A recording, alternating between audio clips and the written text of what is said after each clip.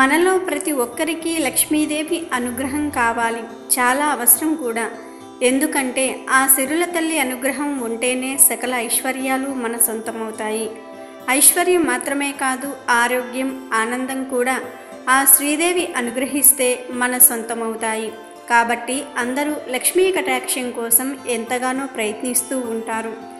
ఎన్నో పూజలు, వ్రతాలు చేస్తూ ఉంటారు. ఎంతోమంది పండితులను సంప్రదించి ఎన్నో పరిహారాలు చేస్తూ ఉంటారు.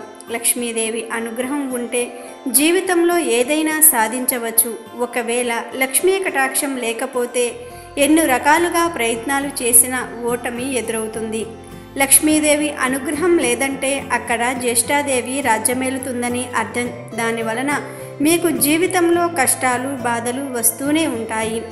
ఎన్ని ప్రయత్నాలు చేసినా ఆ బాధలు తీరకపోవటంతో తీవ్ర ఆవేదనకు గురి అయి మనశ్శాంతి లేకుండా బ్రతకవలసి వస్తుంది. ఇలాంటి పరిస్థితుల్లో ఉన్న వారికి లక్ష్మీదేవి ఇంట్లో కాలు పెట్టడం అత్యవసరం. కాబట్టి లక్ష్మి ఇంట్లోకి రావాలంటే ఈ చిన్న చిన్న పరిహారాలను పాటించాలని మన పెద్దలు, పండితులు కూడా చెప్తున్నారు. మరి ఆ పరిహారాలు ఏమిటో ఈరోజు మనం తెలుసుకుందాం. ఈ పరిహారాలను ముఖ్యంగా ఇంట్లో ఉండే స్త్రీలు పాటించాలి.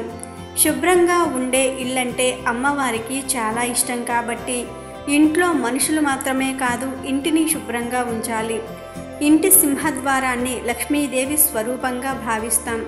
లక్ష్మీదేవి మన ఇంట్లోకి రావాలంటే సింహద్వారం నుండే వస్తుంది కాబట్టి ఇంటి సింహద్వారం ముందు ఖచ్చితంగా ముగ్గు వేయాలి. ఏ ఇంటి ముందు ముగ్గు వేసి ఉంటుందో ఆ ఇంట్లోకి లక్ష్మీదేవి తప్పకుండా అడుగు పెడుతుందని పండితులు చెప్తున్నారు. అలాగే గడపకు పసుపు రాసి కుంకుమ బొట్లు పెట్టే ఇల్లంటే లక్ష్మీదేవికి చాలా ఇష్టం. ఆ గడపను ఎట్టి పరిస్థితుల్లోనూ కాలితో తొక్కకూడదు. లక్ష్మీదేవి ఇంట్లోకి రావాలంటే ప్రధాన ద్వారం తెరిచి మిగిలిన తలుపులన్నీ మూసి ఆపై లైట్లు వేయాలి. గుమ్మం దగ్గర చెప్పులు చిందరవందరగా వేయకూడదు. ప్రతిరోజు ఇంట్లో పూజ చేసి దీపం వెలిగించి హారతిని ఇచ్చి గంట మోగించటం వలన తప్పక లక్ష్మి అడుగు పెడుతుంది. సూర్యోదయ, సూర్యాస్తమయ సమయాలలో తినటం లేదా నిద్రపోవటం చేయకూడదు. లక్ష్మీదేవి క్షమాగుణం, శాంతగుణం అనే 2 గుణాల్లో ఉంటుంది. ఈ 2 గుణాలు ఉన్నవారిని లక్ష్మీదేవి సదా అనుగ్రహిస్తుంది.